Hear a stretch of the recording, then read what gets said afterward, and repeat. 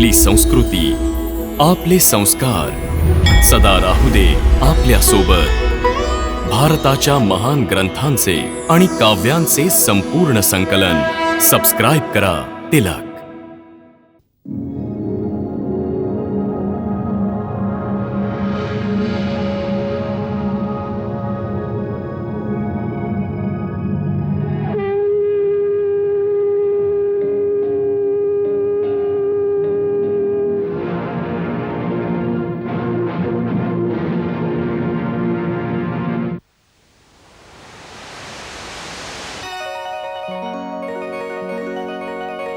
विक्रम विक्रम विक्रम वेताळ ताळ ताळ विक्रम विक्रम विक्रम वेताळ ताळ ताळ विक्रम विक्रम विक्रम वेताळ ताळ ताळ विक्रम विक्रम विक्रम वेताळ ताळ ताळ विक्रम आणि वेताळ विक्रम आणि वेताळ विक्रम आणि वेताळ विक्रम आणि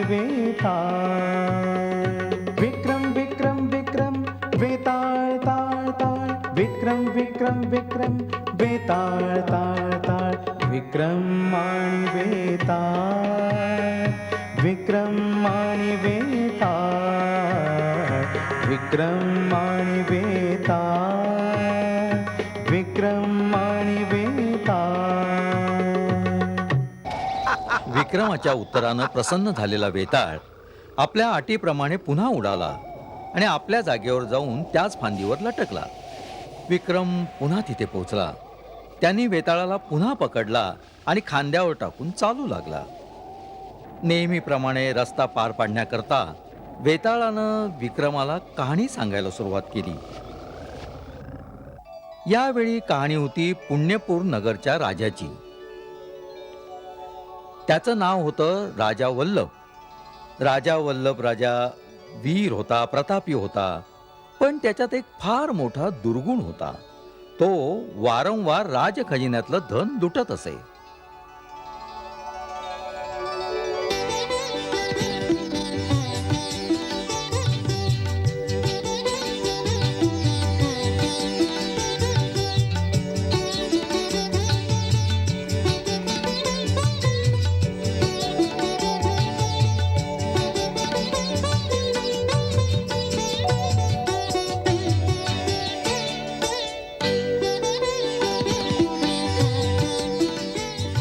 वाह, इतकं सुंदर सतार वादन आम्ही कधीच नाही ऐकलं. मंत्रीजी, यांची वाद्य सुवर्ण मुद्रांनी भरून टाका. आमच्या वतीने पुरस्कार.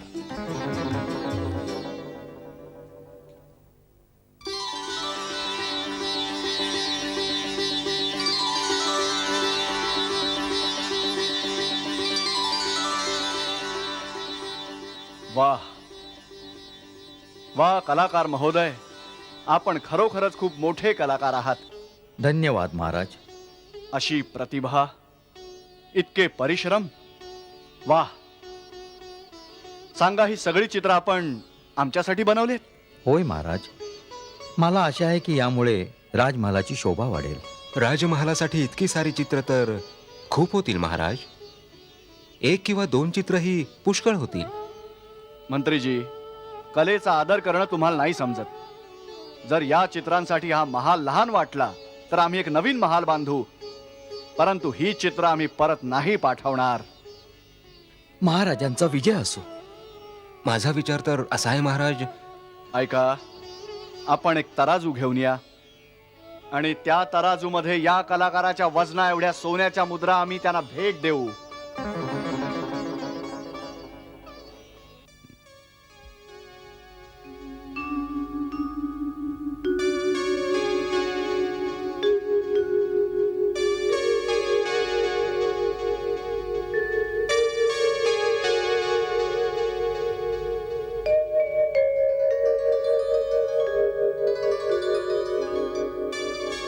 बस करा.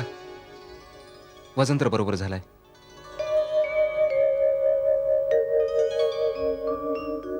एक थैली सुवर्ण मुद्रा आणखी टाका.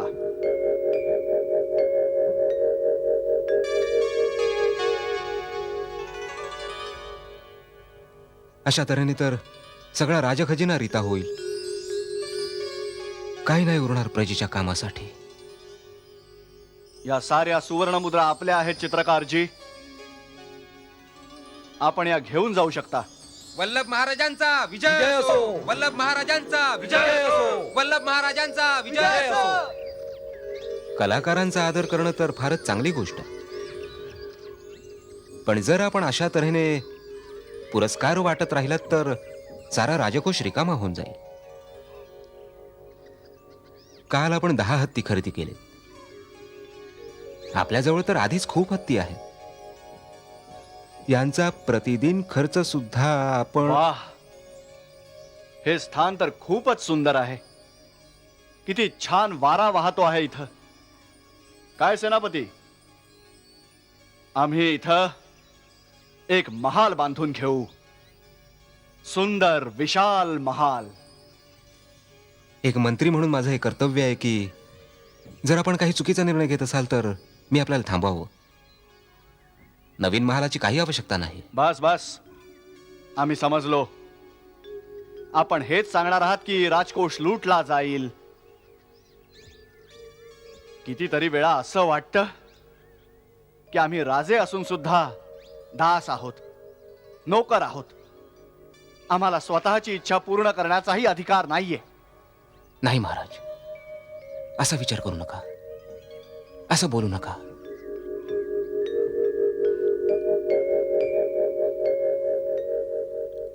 आज पुन्हा आपल्याला झोप नाही येत. वाटतं आज पुन्हा आपल्याला चिंता आहे. अशानं तर आपली तब्येत बिघडून जाईल. काय करू समजतच नाहीये. काही विचार करू नका. जसं चाललंय तसंच चालू द्या. नाही, जर मी मंत्री असताना राज्याची आर्थिक हानी झाली तर हा अपराध माझा आहे. एकतर मला या स्थितीला सुधारायला हवं, नाही तर हे पद सोडायला हवं. माझी एक गोष्ट मानणार आपण? सांग. राज्य कामापासून काही दिवसांसाठी सुट्टी घेऊया. कुठल्या तीर्थस्थानावर जाऊया. ठीक आहे, आपण जाऊ.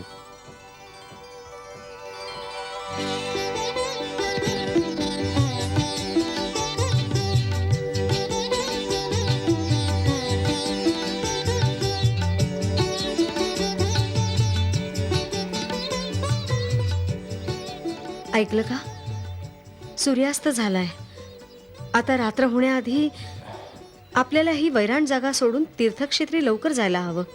हो हो, ठीक आहे. पण आधी हे भोजन तर करूया, मग निघूया. जशी तुमची इच्छा. बस.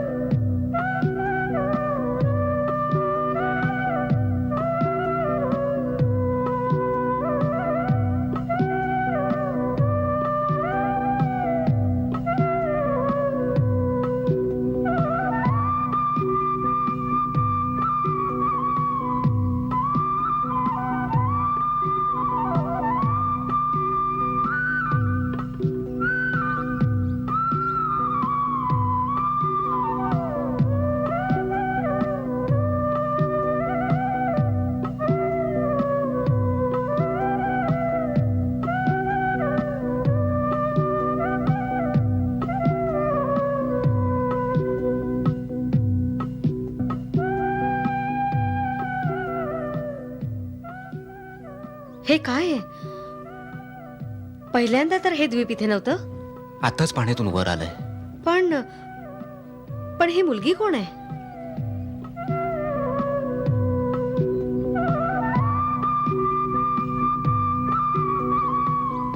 ठाऊक नाही. सगळंच रहस्यमय आहे. मला त्वरित राजाला सूचना द्यायला हवी. तीर्थक्षेत्राहून परतल्यावर द्या. नाही, एक मंत्री म्हणून माझं कर्तव्य आहे की जराशी एखादी विशिष्ट घटना पाहिली तर राजाला लगेच सूचित करणं. कळत नाही, राज्यावर काही नवीन विपदा तर येणार नसेल.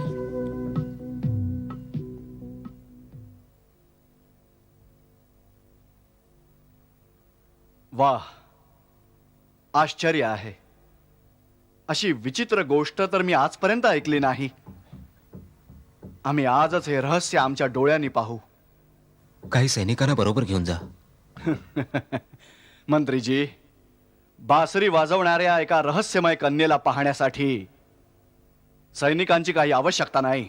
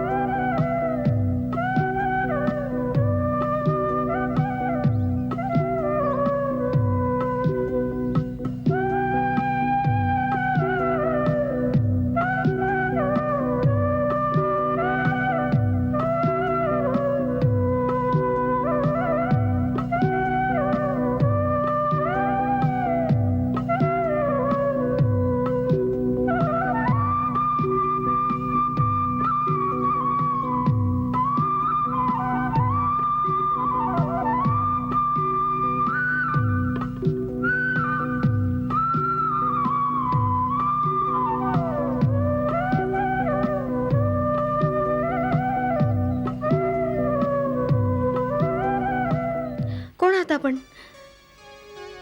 तर आपणच आहात तो राक्षस जो मला. राक्षस? मी तुला राक्षस दिसतो आहे का? मग आपण कोण आहात? मी आहे वल्लभ, या प्रदेशाचा राजा. आपण इथे का आलात? तुला भेटायला. खूप गोड बासरी वाजवतेस तू. निघून जा, निघून जा. माझं ऐका, आपण इथून निघून जा. का जाऊ इथून? इथे एक राक्षस येणार आहे आजच्याच रात्री. जर आपण दिसलात तर तो आपल्याला मारून टाकेल. मला अगदी खरं खरं सांग, तू कोण आहेस? इथं कशी आलीस? आणि हा राक्षस कोण आहे? मी गंधर्व कन्या आहे. माझे पिता गंधर्वांचे राजे आहेत. ते माझा जिथे विवाह करू पाहत होते ती व्यक्ती मला पसंत नव्हती. रागावून माझ्या वडिलांनी मला या जादूच्या द्वीपावर राक्षसाचं अन्न बनण्यासाठी सोडलं. तर हे जादूचं द्वीप आहे. हो, त्या राक्षसानं आधी आम्हा गंधर्वांवर खूप अत्याचार केले. माझ्या पित्यानं हार मानून हा समझोता केला की दर अमावस्येच्या पहिल्या रात्री ते या द्वीपावर बहुमूल्य वस्त्र ठेवतील, जे घालून राक्षस आम्हा गंधर्वांवर कृपा करेल. कधी धन, कधी भोजन, कधी दासदासी. म्हणजे क्रोधित होऊन तुझ्या पिताश्रींनी तुला राक्षसाला भेट म्हणून दिलं? आपलं हित यातच आहे की आपण इथून निघून जावं. तुला सोडून मी बिलकुल नाही जाऊ शकत. जर माझ्यात अंशभर जरी वीरता असेल, स्त्रीसाठी सन्मान असेल, राजाच्या कार्यासाठी मान असेल, तर मी तुला बिलकुल सोडून नाही जाऊ शकत. तू निश्चिंत राहा, राक्षसाशी मी लढेन. पाहतोस तो राक्षस कोण आहे आणि त्याच्यात किती शक्ती आहे. मी तर माझ्या प्राणांचा मोह सोडलाय. जर तू विजयी झालास तर मी शेष जीवन तुझी होऊन राहीन.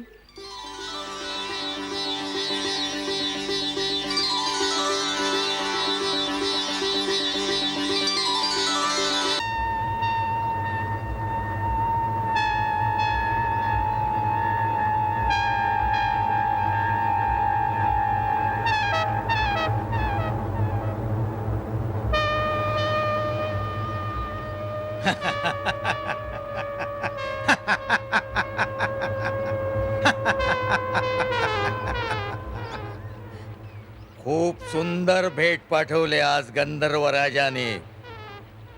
अरे तुलाही पाठवलंय गंधर्व राजाने. हो, मीही तुझ्यासाठी भेट आणली आहे.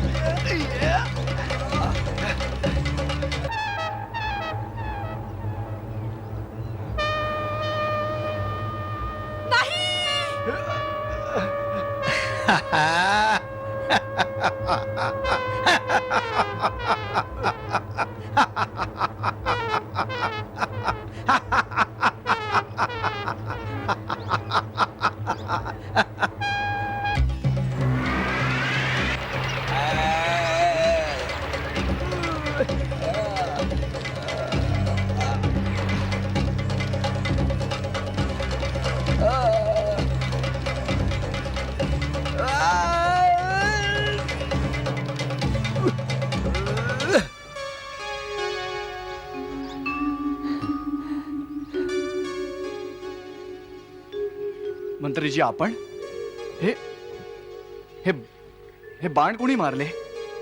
आपल्या सेनेने. आपल्या रक्षणासाठी मी आपली सेना घेऊन आलो होतो. वाह, पण जर आपण अशा तऱ्हेने पुरस्कार वाटत राहिलात तर सारा राजकोष रिकामा होऊन जाईल. हो महाराज, एक मंत्री म्हणून माझं कर्तव्य आहे की जर आपण काही चुकीचा निर्णय घेत असला तर मी आपल्याला थांबवावं.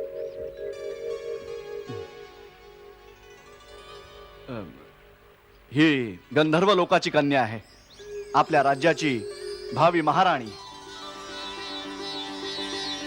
वल्लभ महाराजांचा, वल्लभ महाराजांचा, वल्लभ महाराजांचा, नव्या महाराणींचा, नव्या महाराणींचा. आमच्या विवाहाची तयारी आजपासून सुरू केली जावी. हा विवाह पूर्ण धामधुमीनं आणि आनंदपूर्वक होईल, ज्यात राज्याचा प्रत्येक नागरिक भाग घेईल. वल्लभ महाराजांचा, वल्लभ महाराजांचा.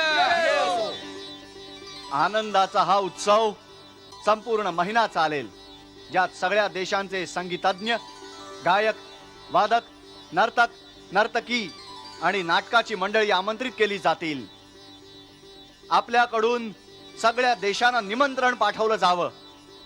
सगळ्या कलाकारांना आम्ही अधिकाधिक आणि जास्तीत जास्त पुरस्कार देऊ. सर्वांची योग्य सन्मानपूर्वक राहण्याची व्यवस्था केली जावी. कवींना आणि चित्रकारांनाही आमंत्रित केलं जावं. कला पारखी महाराज वल्लभांचा. आम्ही त्यांनाही पुरस्कार देऊ. आसपासच्या महाराजांना निमंत्रण देण्यासाठी आमचे विशेष दूत उद्याच निघतील. पूर्ण नगरीला सजवलं जावं. पूर्ण नगर आमचं अतिथी असेल आणि या कामासाठी जितक्या धनाची आवश्यकता असेल ते राजकोषातून घेतलं जावं. वल्लभ महाराजांचा, विजय असो. वल्लभ महाराजांचा, विजय असो. वल्लभ महाराजांचा, विजय असो. वल्लभ महाराजांचा, विजय असो. वल्लभ महाराजांचा, विजय असो. वल्लभ महाराजांचा, विजय असो. वल्लभ महाराजांचा, विजय असो. वल्लभ विजय असो. महाराजांचा, वल्लभ विजय असो. महाराजांचा, वल्लभ विजय असो. महाराजांचा, वल्लभ विजय असो. महाराजांचा, वल्लभ विजय असो. महाराजांचा, वल्लभ विजय असो. महाराजांचा,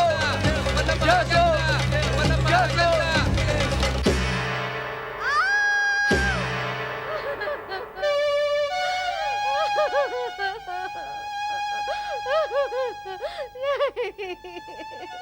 एवढी गोष्ट ऐकल्यावर वेताळ अचानक थांबला आणि त्यांनी विक्रमाला केला एक प्रश्न. मंत्रीला राजाच्या विवाहाच्या बातमीनं प्रसन्न व्हायला हवं होतं, मग तो दुःखी का झाला? त्याला इतका मोठा आघात का झाला की त्याची प्राणपाखरं उडाली? लवकर सांग, नाही तर मी तुझ्या डोक्याचे तुकडे तुकडे करून टाकीन. वेताळ, मंत्र्याची चिंता ही होती की राजा वल्लभाकडून केलेली घोषणा आणि वचनाचं जर पालन केलं गेलं तर राजकोषात इतकं धन नाही. जर नाही केलं गेलं तर राजाचा अवमान होईल.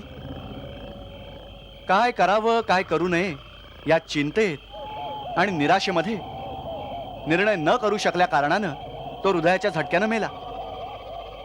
एकीकडे राजा, दुसरीकडे राज्य. मंत्र्याचं कर्तव्य असतं की त्यानं राज्याच्या हिताचं रक्षण करणं आणि राजाच्या सन्मानाचं रक्षण करणं. तो ठरवूच नाही शकला की अशा वेळी आणि अशा स्थितीमध्ये त्यानं काय करावं.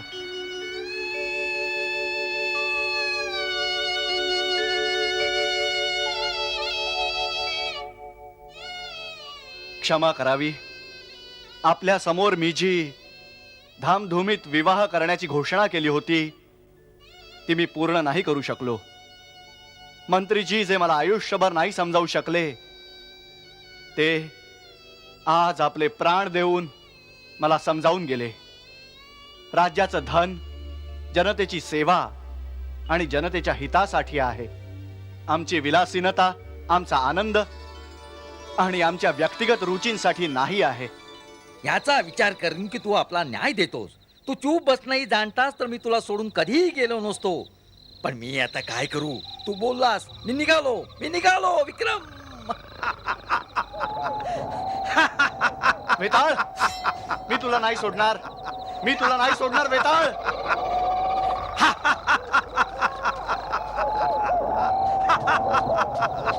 विक्रम, पळून जा. माझा पाठलाग सोडून दे. मी तुझ्या हातात सापडणार नाही. ज्यांनी तुला माझ्या मागे धाडलं ते मूर्ख आहेत.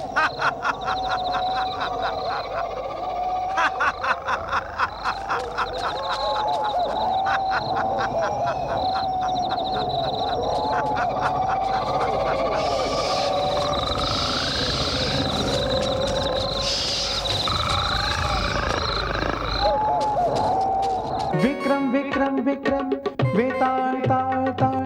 विक्रम विक्रम विक्रम वेताळ ताळ ताळ. विक्रम विक्रम विक्रम वेताळ ताळ ताळ. विक्रम विक्रम विक्रम वेताळ ताळ ताळ. विक्रम आणि वेताळ. विक्रम आणि वेताळ. विक्रम आणि वेताळ. विक्रम आणि वेताळ. विक्रम आणि वेताळ.